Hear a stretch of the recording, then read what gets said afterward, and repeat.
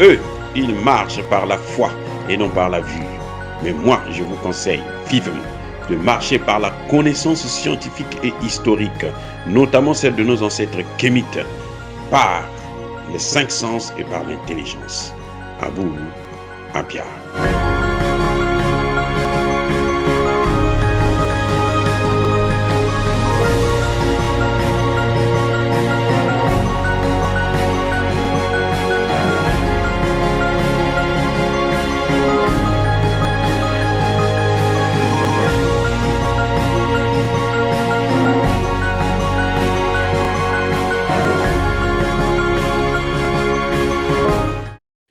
Otep à tous, bienvenue sur la chaîne des panafricanistes, par essence, par conviction et par excellence. Celle des citoyens kémites par nécessité et obligation de combat. Nous sommes une chaîne qui n'est guidée que par nos ancêtres et rien que par les ancêtres qui appartiennent à l'égrégore du monde noir. Par conséquent, nous ne croyons en aucun Dieu venu de l'étranger. Toutefois, cette vidéo n'est aucunement destinée à inciter ni à la haine, ni à la violence, car nous menons un combat qui est d'abord et avant tout spirituel. Ensuite, il est politique, géopolitique et géostratégique. Contre l'impérialisme, le colonialisme, le néocolonialisme et l'endocoloniat. Sur la base du principe fondamental que nous avons hérité de nos ancêtres kémites, qui est celui de la Mahat, c'est-à-dire solidarité, vérité, justice. Vous êtes donc en droit de connaître la vérité. Et nous avons l'obligation de vous dire la vérité et rien que la vérité, afin que justice soit rendue au continent africain. Et ça, c'est notre modeste contribution dans cette noble lutte en faveur de la souveraineté, la dignité, la solidarité et l'unité africaine.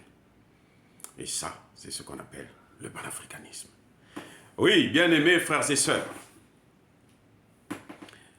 le président bissau-guinéen, Umaro Embalo, a perdu la tête. Je crois qu'il est devenu fou. Je pense qu'il est devenu fou. À moins que ce soit, il est trop excité d'avoir reçu Emmanuel Macron dans son pays. À moins que ce soit le cas. Mais je pense que c'est une folie. Parce qu'il a fait une déclaration qui restera, qui marquera l'histoire de l'humanité. D'un président nul, d'un président vaurien, d'un président qui n'a rien compris, d'un président amateur, d'un président qui ne connaît pas son histoire, ne connaît même pas d'où il vient. Il est actuellement le président de la CEDEAO. Mais il ne sait pas, ou il fait exprès de ne pas savoir, que la CEDEAO est aujourd'hui l'instrument de la France et de l'OTAN pour déstabiliser les pays de la sous-région. Quand un président, jusqu'en ce 21e siècle, comme il le dit, ne comprend pas ces choses-là, c'est que soit il est fou, soit il est nul, alors vraiment nul. Je suis désolé d'être dur ainsi, d'être même insolent, parce que nous souffrons trop, et nous avons trop souffert à cause de cette France, à cause des turpitudes de la France, à cause de la France qui veut protéger à tout prix ses intérêts en Afrique et qui n'hésite pas de tuer qui elle veut. Monsieur Embalo demande la création d'une force anti-putsch. C'est une folie. Force anti-putsch. Qu'est-ce qu'une force anti-putsch? Dites-moi, comment j'aimerais bien qu'il nous définisse ce qu'il entend par force anti-putsch. Elle va intervenir en amont ou en aval? Est-ce que c'est une force de prévention des putschs ou c'est une force de rétablissement, de reprise de pouvoir dans les mains des putschistes? Parce que prévention des putschs, aucune force au monde ne peut prévenir les putschs, à moins que ce soit la force nationale qui peut empêcher un putsch. Mais dire qu'il va créer une force multilatérale avec la France, je ne sais pas, il pense que la France c'est la solution aux problèmes africains. Non, la France est le problème des Africains, ce n'est pas la solution. La France fait partie des problèmes. Parce que depuis que nous avons rencontré ces Français-là, nous ne faisons que pleurer nos morts. Monsieur Umbalo, si vous ne le savez pas, eh ben je vous informe. Depuis que nous avons rencontré la France, nous ne faisons que pleurer nos morts. Nous n'avons que des larmes pour pleurer. Et c'est tout le temps. La France est un pays déstabilisateur, destructeur, envahisseur et pilleur des biens de l'Afrique. À la fois les ressources humaines, à la fois les ressources naturelles. Elle prend tout. Vous allez mettre en place une force anti-putsch. Que faites-vous du droit d'ingérence? Ça, c'est la charte des Nations Unies. Voilà ce que Emmanuel Macron est allé vendre en Afrique. Je me disais que, je me posais bien la question, mais qu'est-ce qu'il va faire en Afrique? Qu'est-ce qu'il cherche? Il est allé au Cameroun, il a écopé une fin de non-recevoir. Macron est sorti de là, il avait rougi. Et il s'est permis carrément d'insulter les Africains parce qu'ils n'avaient rien compris. Parce qu'il a été déçu par Paul Biya. On est des hypocrites, on est naïfs. Alors que c'est lui qui est naïf, c'est lui qui est hypocrite. Maintenant, il va au Bénin où il y a un lècheur. Hein? Voilà, je ne vais pas sortir le mot parce que les enfants écoutent. Et un autre voyou au pouvoir le reçoit. Il lui dit non, voilà, bon, vous n'êtes pas obligé de nous rendre tous nos objets d'art. Les autres, vous gardez ça comme ça. Nous, on viendra voir ça là-bas. Lui, il ira voir ça parce que lui, il est milliardaire. Et le Béninois, le Béninois moyen, le paysan béninois, pourquoi n'aura-t-il pas accès à voir les œuvres de ses parents, de ses ancêtres? Emmanuel Macron est content. Quand on lui dit non, tu peux garder le reste. Tu as donné 26 sur plus de 3000, 26 œuvres d'art, ça suffit. Le reste, tu peux garder. Voilà encore une autre ignominie, une autre idiotie, une autre... C'est-à-dire que le ridicule ne tue pas, heureusement pour eux. Et maintenant, il va au Bénin, Emmanuel Macron va pour négocier une force anti-putsch. Parce qu'ils n'ont pas pu enlever Assimi Goïta. Ils se disent que non, nous devrons créer une force, nous-mêmes nous allons réagir. Cette force-là, il va être créée. Vous allez entendre dans quelques jours, là, ça va aller aux Nations Unies. Création d'une force anti-putsch. Mais ils n'ont qu'à carrément tuer les Nations Unies en question. C'est ce que nous demandons depuis très longtemps parce qu'elle ne sert à rien. Elle ne sert qu'à protéger les intérêts des Occidentaux. Donc elle ne sert à rien. On n'a qu'à la détruire. Les gens vont créer, les gens sérieux vont créer une vraie organisation multidimensionnelle où l'Afrique aussi aura sa place. Parce que là, l'Afrique subit. Et elle subit à cause des présidents voyous comme Umaro, Umbalo. Force anti-putsch. À quoi ça sert une force qui ne peut pas prévenir les putsch? À quoi ça sert? S'il n'est pas capable de gérer le pays, il n'a qu'à s'en aller. Il n'a qu'à s'en aller. Lui-même, il était mêlé dans des histoires de la drogue. Ce type-là, il était mêlé dans les histoires du trafic de la drogue. Parce que le Bénin est une grande plate force, la Guinée-Bissau plutôt, est une grande plate tournante de la drogue. Et lui, Umbalo, avant qu'il ne soit président, il était mêlé. C'est le type de président là qui le protège actuellement. Maintenant, il nous dit, on va créer une force anti-putsch.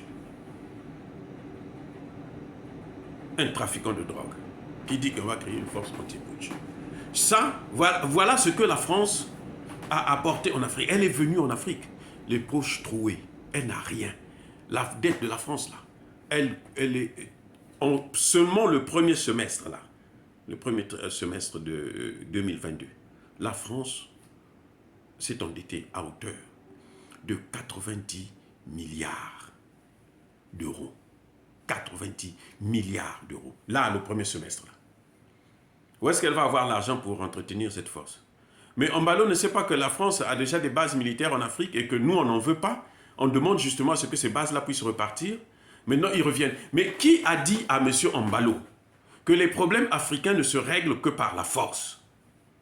Attendez, non, soyons sérieux. Qui a dit que les problèmes africains là, ne se règlent que par la force? M. Umbalo ne sait pas ce que nous appelons chez nous là, le mbongi, l'arbre à palabre. Umbalo ne sait pas ça. Mais il n'est pas africain. Ah oui, oui, oui, je comprends. Mbalo, vous savez quoi? Mbalo, là, il se soigne en France. Quand il est malade, là, il va en France. Même quand il a une petite grippe, là, il va en France. Dès qu'il commence à tousser, là, il va en France. Les Bissau-Guinéens, eux, n'ont pas cette opportunité. Ils meurent sur place. Voilà pourquoi il est obligé de faire ce qu'on appelle vulgairement le lèche-cul. Et c'est ça. Ça c'est ce qu'on appelle faire le lèche-cul. J'ai dit, tu n'as rien à proposer, tu n'as rien à dire, la rencontre ne servait à rien. Monsieur Macron est allé là-bas parce que Mbalo est le président de la CEDEAO. Mais ce qu'il oublie, que ce titre de président de la CEDEAO là, ne lui donne pas le droit de décider à la place des autres États. Parce que ces États ont le droit d'avoir un mot à dire sur tout changement des règles des institutions de la CEDEAO, parce que c'est des États souverains. Si Mbalo veut vendre la souveraineté de la Guinée, tant mieux.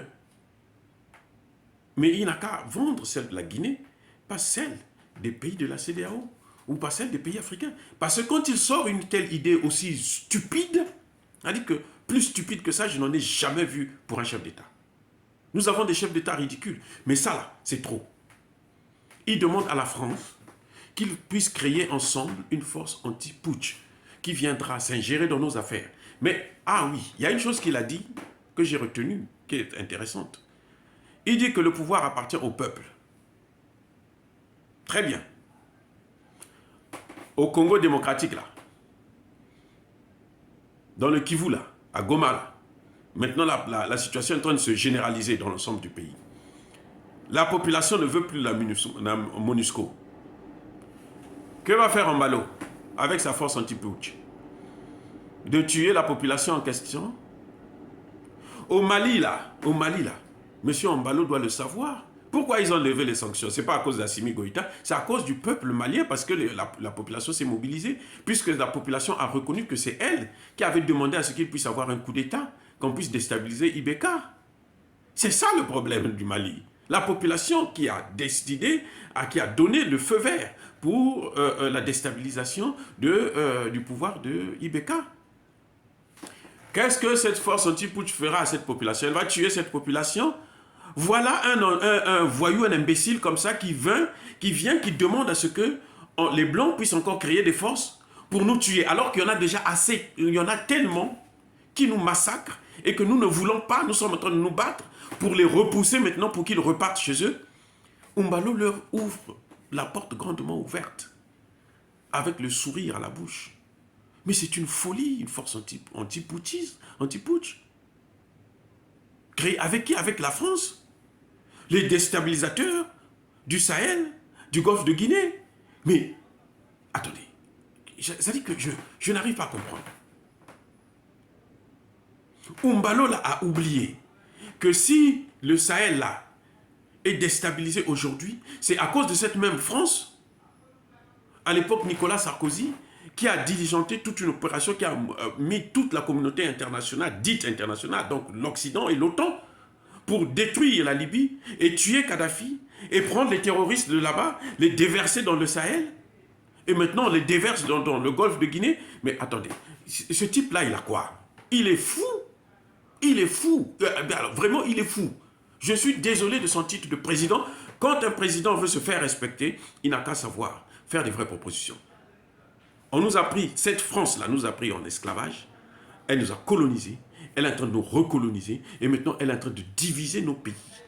Et elle veut s'accaparer de l'Afrique. Et Mbalo veut leur ouvrir la porte, mais qu'il sache qu'il nous trouvera sur son chemin. Nous, panafricanistes, nous n'allons jamais tolérer ça. Force anti-putsch, ça veut dire quoi? Avec son français tordu, force anti-putsch. Attendez, il n'a pas été colonisé par la France, mais il pense que la France doit avoir tous les droits en Afrique. Il n'a qu'à donner les droits à la France en Guinée, parce qu'il n'arrive pas à maîtriser la situation. Mais moi, ce que je peux vous dire, bien-aimés frères et sœurs, que pour régler le problème des coups d'État en Afrique, il faudrait d'abord qu'il n'y ait plus d'ingérence occidentale dans nos affaires. Je reprends. Pour régler le problème des coups d'État et même de la démocratie en Afrique, nous devons d'abord lutter pour qu'il n'y ait plus ingérence des puissances occidentales dans nos affaires. Fin de citation. Dire cela, c'est inciter à la haine ou à la violence, non. Nous sommes une force tranquille. Je répète encore, Yaba colère veille, Ya Malembe. Soyez bénis par le Dieu des Kémites. J'ai dit, et bien entendu, j'assume.